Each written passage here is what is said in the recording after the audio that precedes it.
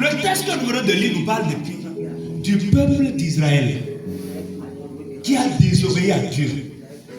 Et qu'est-ce que Dieu a fait? Dieu a envoyé les Madianites, Dieu a envoyé Madian punir ce peuple. N'est-ce pas? Dieu a envoyé Madian. Et Madian les a maltraités, corrigés très très bien. Pendant combien d'années? Pendant 7 ans. Donc il faut réfléchir à ça. Bien, si tu désobéis à Dieu, tu vas dire que Dieu peut te traiter bien. Parce qu'à un moment donné, la souffrance était de trop. Au point où ils ont crié à Dieu. Mais ils ont souffert 7 ans. Mais remarquez ici, quand Madian est venu, Madian n'est pas venu seul. C'est là la grande question. C'est là la grande difficulté. Quand le texte qu'on a lu, Madian est venu, Dieu a envoyé Madian pour corriger le peuple à cause de leur désobéissance. Est-ce que quelqu'un me suit ici? Est-ce que vous me suivez? Je ne vois pas les mains. Donc Dieu a envoyé Madian pour punir le peuple d'Israël. Mais à ma grande surprise dans le texte, quand Madian venait, Madian était accompagné. Madian était accompagné de qui et de qui? Amalek. Et qui encore? Les fils de l'Orient. Les filles de l'Orient. C'est là qu'il faut aller chercher à savoir pourquoi Amalek n'était pas seul. Il y a des problèmes qui viennent dans vos vies là et qui ne viennent pas seuls. Quand ça vient comme problème là, ça entraîne d'autres problèmes. Hein? Ça entraîne d'autres problèmes. Donc toi tu dois à quelqu'un, tu dois. Et tu dis que ton problème c'est dette. Dette là dans le commissariat. Dette là fait qu'il y a un problème ici, qu'il y a un problème là-bas. Donc il y a des problèmes, quand ils arrivent, c'est difficile. Amalek a suivi, les filles de l'Orient ont suivi. Et pourtant, Dieu avait envoyé Madian.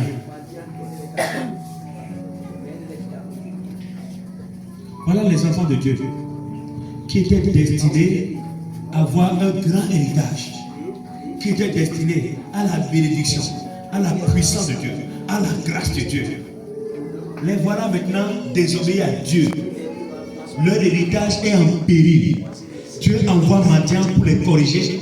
Madian, au lieu d'aller seul, Madian est accompagné par deux autres généraux. Nous allons essayer de voir, mais c'est qui Madian? Quel est le rôle de Madian? Qu'est-ce que Madian fait dans les vies quand Madian vient? Qui est Madian alors? Qu'est-ce que Madian a essayé de faire? Qu'est-ce que Madian essaie de faire?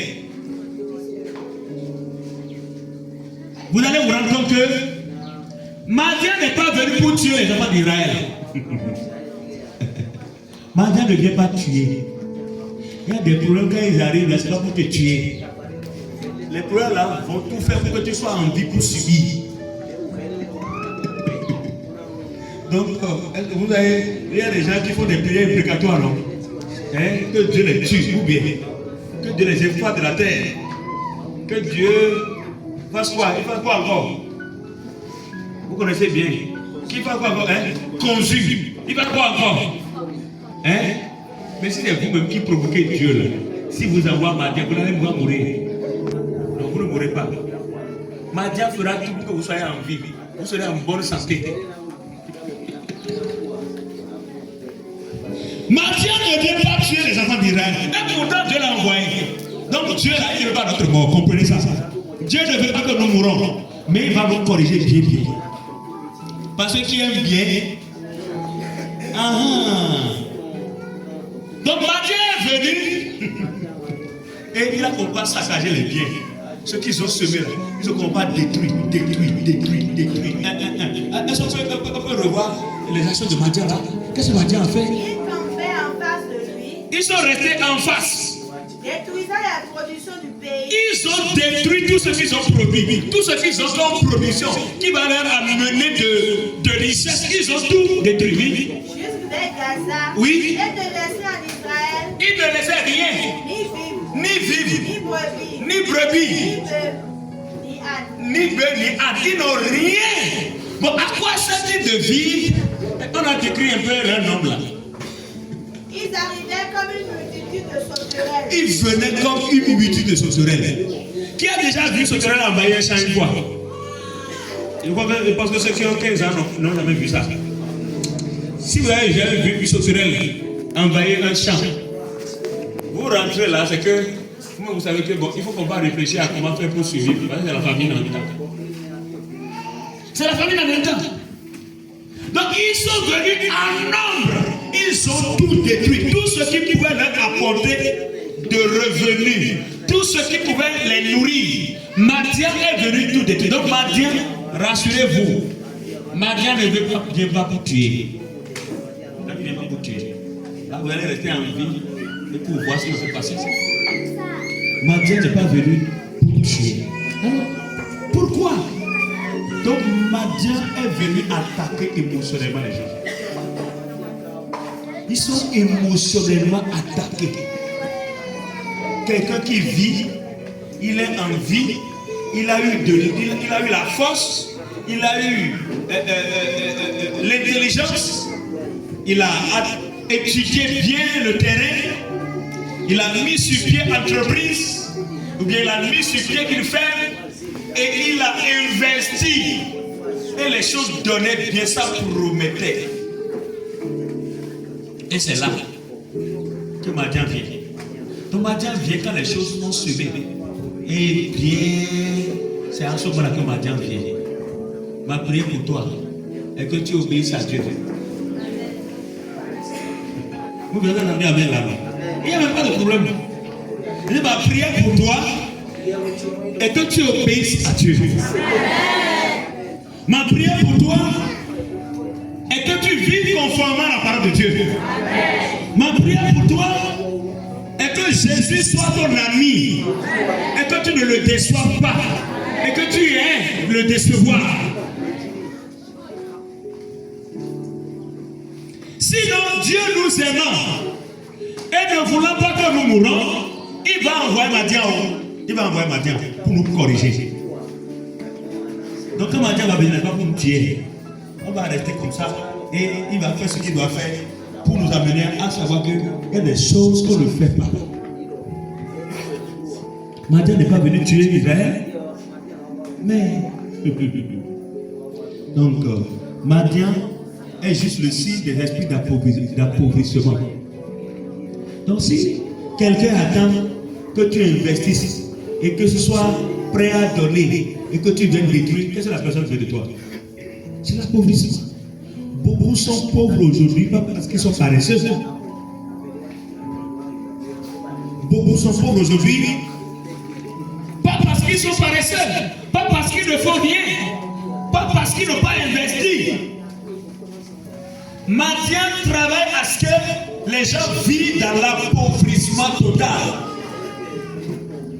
Madian travaille en sorte que nous ne puissions pas entrer en possession de notre héritage.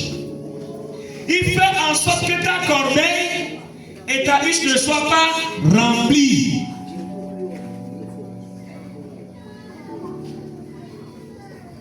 Donc comprenons par cet exemple qu'il y a des pauvretés qui sont dues à notre nous-mêmes, à la source d'oreille que nous faisons. J'ai parlé tout à l'heure de la dîme. Mais comment est-ce possible que toi tu sortes le matin pour aller travailler, tu rentres. Tu vas travailler, tu rentres. Tu vas travailler, tu rentres. Et que tu n'apportes pas ta dîme dans la maison de Dieu. Comment est-ce possible? Maintenant, quand tu le fais, tu t'attends maintenant à quoi? Dieu a dit, mettez-moi de la sauce à l'épreuve pour voir. Mais tu ne veux pas mis à l'épreuve, tu veux voir quoi? Vous savez, si vous aidez des gens qui ne donnent pas leur dîme, vous êtes en difficulté, vous êtes sur la ligne au bout de Dieu. Si dans votre cœur vous décidez d'aider des gens qui ne sont pas fidèles dans la vie, en fait des gens que le ciel a ciblé, en fait des gens qui ont signé eux-mêmes leur acte de pauvreté sur terre. quand vous vous obstinez à les aider, bon, en fait, vous avez vous-même des problèmes. Donc, chacun est responsable. Ces activités-là, la dîme, c'est comme une assurance. Où les grands commerçants ont toujours assuré même le transport de leurs marchandises, de leurs produits. Vrai ou faux? Même le transport. Vous allez voir parfois sur la voie un titan renversé avec du ciment ou bien de l'huile ou bien de l'huile du moins. Et puis, et quand vous arrivez là, vous avez le cœur parfois déchiré. Ou bien, le cœur déchiré parce que vous demandez, vous imaginez un peu la pète. Mais peut-être que celui à qui ça appartient à lui dit rien. Pourquoi? Parce qu'il a assuré sa marchandise. Donc il transporte, y compris. Il y a même des voitures, vous allez voir, il y a des 4x4, bien des types de voitures, tout à l'heure que vous voyez parfois sur d'autres gros porteurs qui transportent ça. C'est assuré jusqu'à destination. Tant que ça n'arrive pas et c'est réceptionné intact là, il y a un problème. Donc vous, en tant que chrétien, vous devez assurer vos activités. Le dévoreur est en liberté. Madian est un dévoreur. Non, il ne veut pas que tu meurs. Non, il ne veut pas que tu meurs. Ce qu'il arrange, lui, c'est que tu es produit et que lui, tout ce qu'il va détruire. C'est le symbole de l'esprit d'appauvrissement. Madian appauvrit les gens. Et pourtant, c'est lui seul que Dieu a envoyé. Et vous allez voir la suite. Les Amalécites ont suivi. Les Amalécites ont suivi. Après, on va voir les filles de l'Orient qui ont suivi. C'est sûr que Madian là a des collaborateurs qui vont l'aider à parfaire ce que lui a commencé.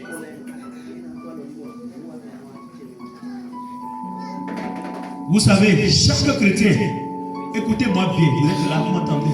Chaque chrétien a la provision divine. Dieu a prévu votre portion avant que vous ne soyez conçus. Dieu a prévu votre portion avant de vous envoyer sur terre. C'est à vous de vous battre pour posséder ce que Dieu vous a donné. C'est inimaginable et inconcevable de voir que quelqu'un est né riche. Comme l'a dit un des livres de Lukoya, né grand, né lié. Comment se fait-il que pensez-vous que Dieu va nous envoyer sur terre, aller nous balader? Il nous envoie sur terre sans objectif. Il nous envoie sur terre et qu'il nous envoie sans provision. Regardez les oiseaux. Ils ne travaillent, n'est-ce pas, ni ne moissonnent, mais ils sont nourris par Dieu. Mais à plus forte raison, toi et moi, que Dieu a créé à son image et à sa ressemblance. Il y en a qui pensent que non. Bon, en tout cas, c'est comme si, pour moi là, ce ne serait pas comme pour les autres. Qui a dit ça? Et qui t'a menti comme ça? Cette pensée là ne vient pas de Dieu. C'est juste comme ça les disciples avaient pensé. Ça ne vient pas de Dieu. Et c'est qu'un jour, Dieu va faire un jour. C'est qu'un jour là, même toute sa vie, même si ça n'arrivait pas, un jour attend encore. Jusqu'à sa mort, un jour encore devant. Un jour. Vous devez tout faire pour éviter que Madian n'entre dans votre vie. Quand Madian va rentrer, ne pensez pas qu'il sera seul. Madian a des collaborateurs pour accomplir le travail qu'il va commencer. Et lui, il s'assure que vous ne mourrez pas et que vous soyez envié, que vous souffrez. Parce qu'il détruit tout ce qui va vous apporter la paix du cœur. Parce que ce n'est pas seulement la nourriture, l'émotion. Vous avez imaginé l'état d'âme de quelqu'un qui a cotisé, qui a mis de côté beaucoup d'argent, qui a mis sur pied une entreprise. Et du coup, tout part en fumée. Tout part en fumée. Du coup, David a dit, je suis né, j'ai vieilli. Je n'ai jamais vu un juste abandonné, ni sa postérité mendiant son père. Dieu est fidèle, il est fidèle. En travaillant là, Il a mis sur toi la provision. Il ne t'envoie pas sa provision. Où est ta provision? Où est ta provision? Où est ta provision?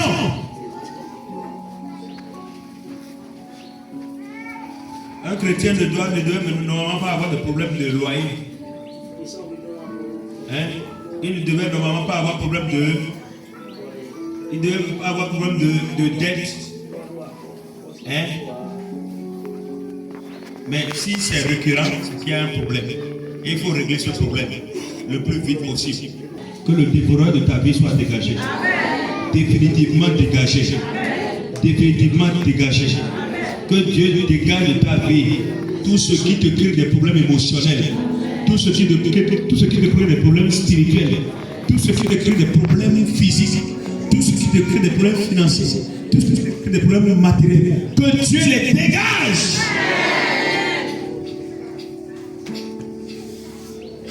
Oui, je comprends si tu n'as même pas la force de dire Amen, je comprends. Je comprends où tu es. Je sais ce qui t'arrive quand tu n'as même plus la force de dire Amen. Oui, je comprends. Je sais à quelle étape tu es quand tu n'as plus la force de dire Amen. Quand tu n'as plus la force de dire Amen. Alors Amalek a suivi Madian. Amalek veut dire vallée. Amalek veut dire dépression.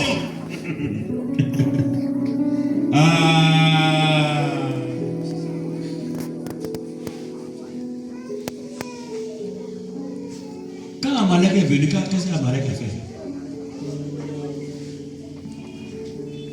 Quand la Amalek entre en jeu, en fait, il crée un état émotionnel dangereux.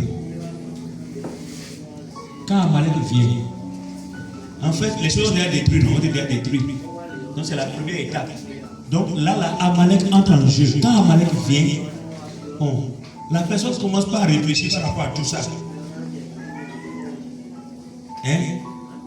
Avez-vous déjà vu quelqu'un qui fait la dépression une fois? Qui a déjà vu quelqu'un qui a fait la dépression? Hein? On ne fait pas la dépression, on fait pas la dépression du jour au lendemain. Avant que la dépression arrive, il y a des choses, il y a des dégâts causés par Madian. Donc c'est après ça qu'un collaborateur qu'on appelle Amalek, qui veut dire vallée, qui veut dire dépression, il arrive. Et il commence par envoyer des idées, des pensées. Il amène des pensées. Les réflexions commencent. Les réflexions commencent. Tout ce que quelqu'un a investi, on dit que le feu a tout ravagé. On dit que le feu plus. Vous vous souvenez de est-ce que vous pouvez compter le nombre de fois que le feu a ravagé? On va compter.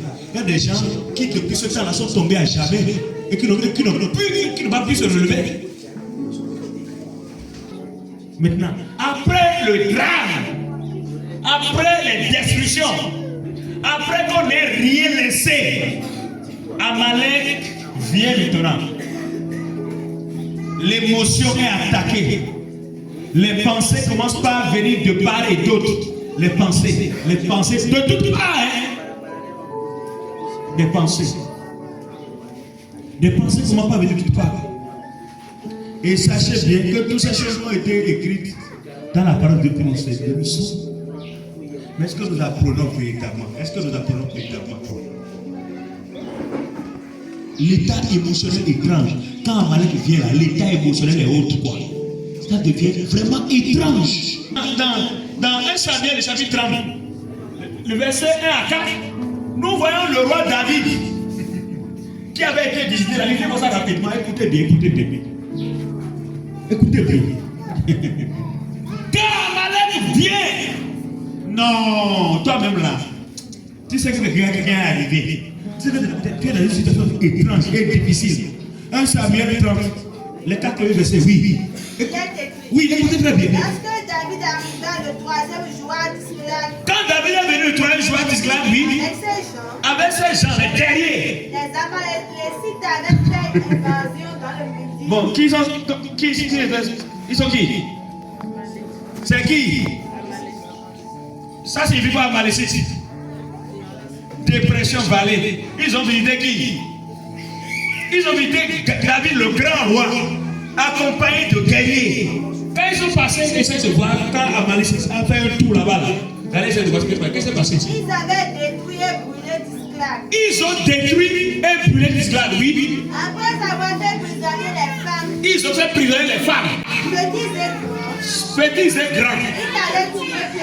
Ils n'avaient tué personne. Mais ils avaient tout amené Ils avaient tout et amené s'étaient remis en route. et s'étaient remis en route. David et ses gens arrivaient à la ville. David et ses gens, quand ils sont arrivés dans la ville, Et voici, elle était brûlée. la ville était brûlée. Et leurs femmes, Et leurs femmes, leurs fils et leurs filles fils et filles, étaient amenés captifs. étaient amenés captifs, oui. Verset 4. Verset 4. Alors David et le peuple qui était avec lui David et le peuple qui était avec lui, élevaient la voix ils élevaient la voix et et pleuraient jusqu'à ce qu'ils n'eussent plus la force. jusqu'à ce qu'ils n'aient plus la force de pleurer. Merci.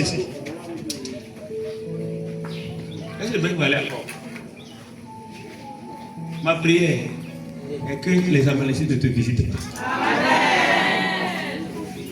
Voilà un roi guerrier.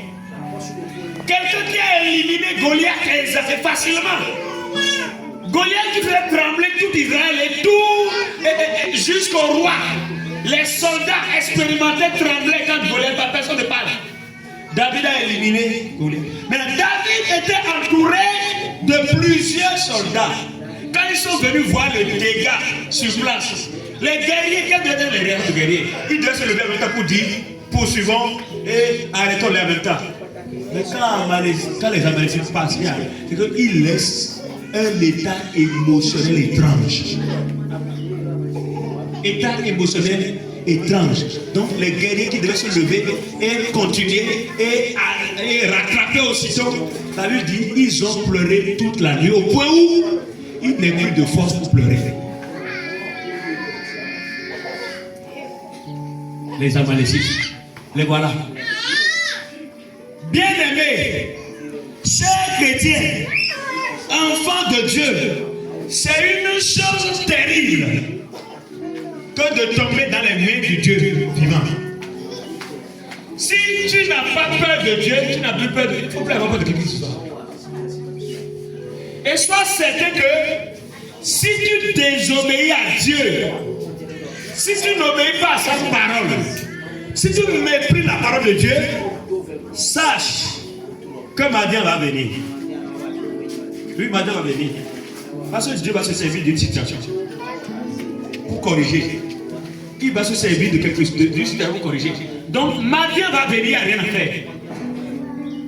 Apprenons. Comprenons.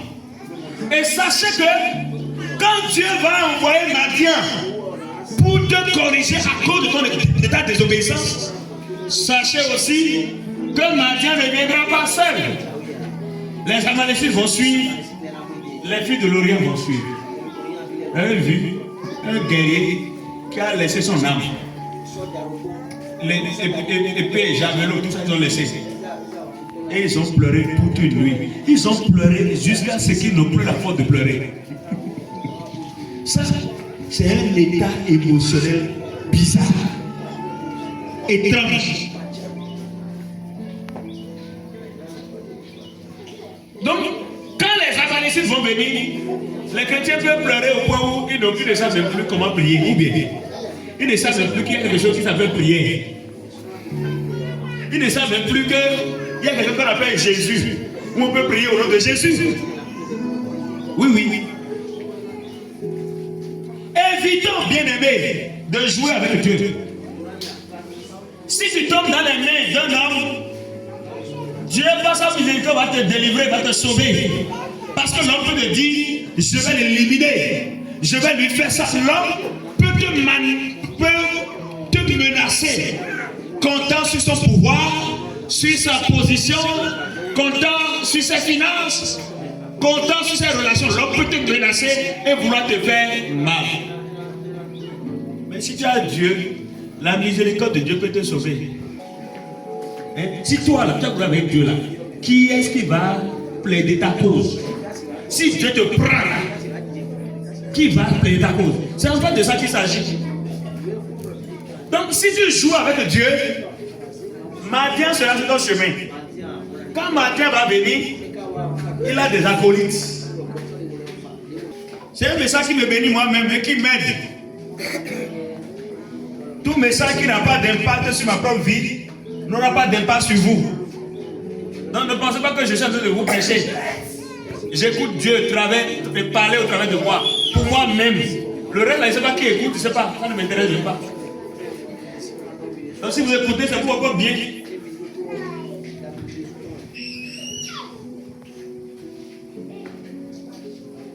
Amalécite. Quand Amalécite vient, va écouter les propos des hommes. Quelqu'un qui est capable de tuer Goliath, il a déposé son national et s'est bien pleuré toute une nuit, jusqu'au point où il n'a plus la force de pleurer. Quand Amalécite vient, ce qu'on ne peut jamais imaginer que tu vas faire, tu peux le faire. La bassesse dans laquelle on ne peut jamais te retrouver, quand les Amalécites viennent pour te retrouver dans cette bassesse-là. La honte dans laquelle on ne pouvait jamais imaginer te retrouver, quand les Amalécites arrivent, on peut te retrouver dans cette honte. C'est une chose dangereuse que de tomber dans les mains du Dieu vivant. Ma prière pour toi est que tu obéisses à Dieu et à sa parole. Ma prière pour toi est que tu sois l'ami de Dieu. Ma prière pour toi est que tu aies une très bonne relation avec Jésus. Et que tu détestes trahir Jésus, détestes lui obéir. Quand on aime quelqu'un, on ne veut jamais frustrer la personne. La personne que vous aimez bien, vous ne voulez rien faire pour véritablement que votre relation reçoive un coup. Ceux qui aiment Dieu ne marchent pas les principes bibliques avec quoi que ce soit. Ils ne tombent pas dans des compromis. Que Dieu t'éloigne de Madian, qu'il t'éloigne d'Amalek, dans le nom puissant de Jésus. Qu'il te donne la force de l'énergie, de la détermination pour continuer à marcher conformément à la parole de Dieu dans le puissant nom de Jésus. Que tous les projets que tu lances soient préservés. Tout ce que tu as investi soit préservé. Les projets que tu as lancés soient préservés. Et que ton obéissance à Dieu fasse en sorte que Dieu préserve ton projet, préserve ta famille, préserve tes finances, préserve ton matériel. Et que Madian soit gardé à distance. Dans le nom de Jésus.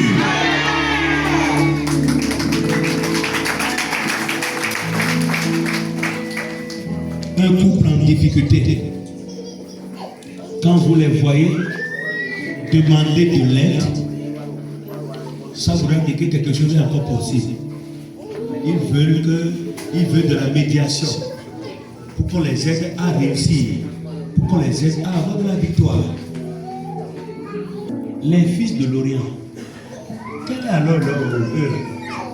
Pourquoi est-ce qu'ils suivent Amalek?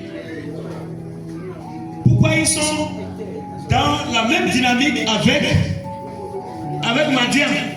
Pourquoi est-ce que Madian les a entraînés? Pourquoi?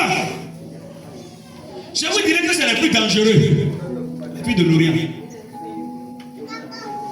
Et quand on parle de l'Orient, ça nous rappelle aussi le vent de l'Orient dans la parole de Dieu. Le vent de l'Orient est très symbolique. Et les fils de l'Orient symbolisent la sécheresse cruelle. La sécheresse. Au moins avec Madian, vous avez la possibilité de semer, non? Madian vous laisse la possibilité de semer.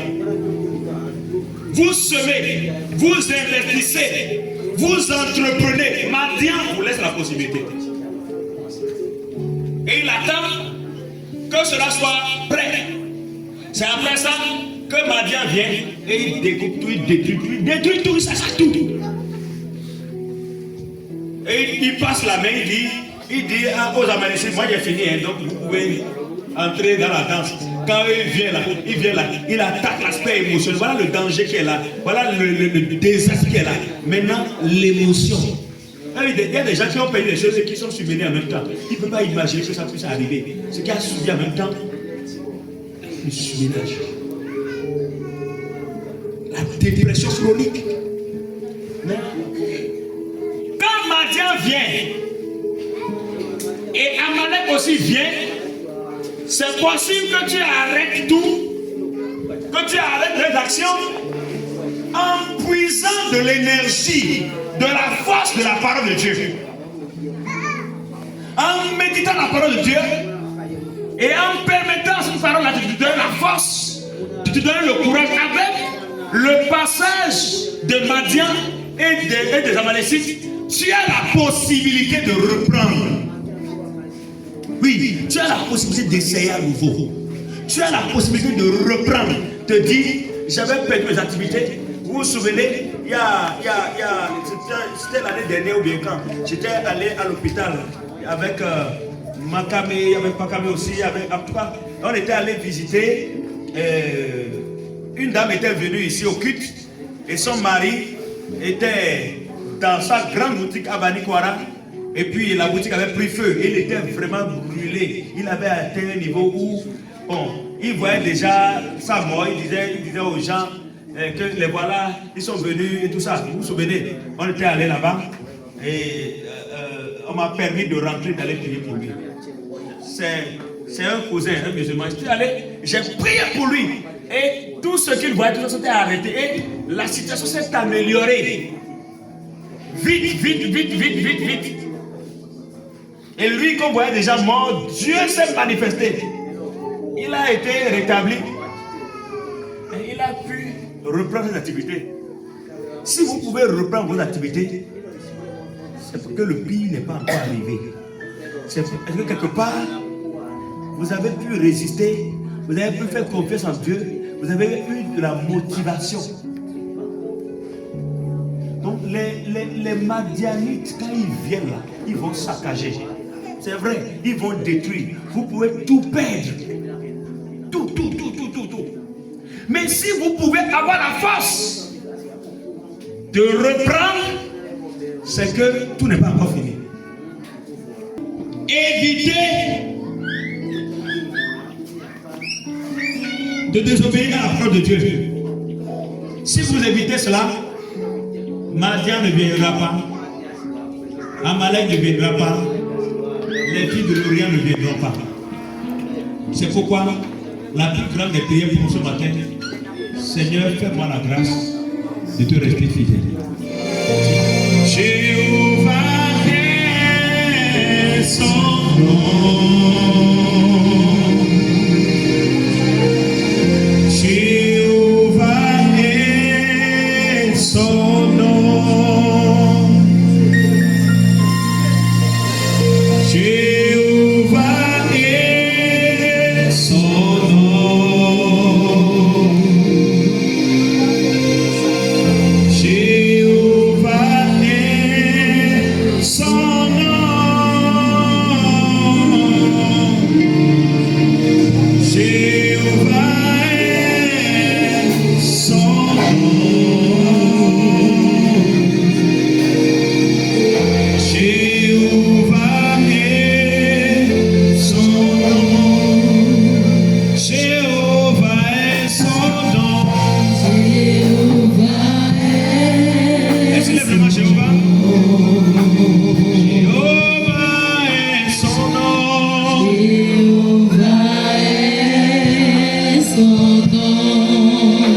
Jéhovah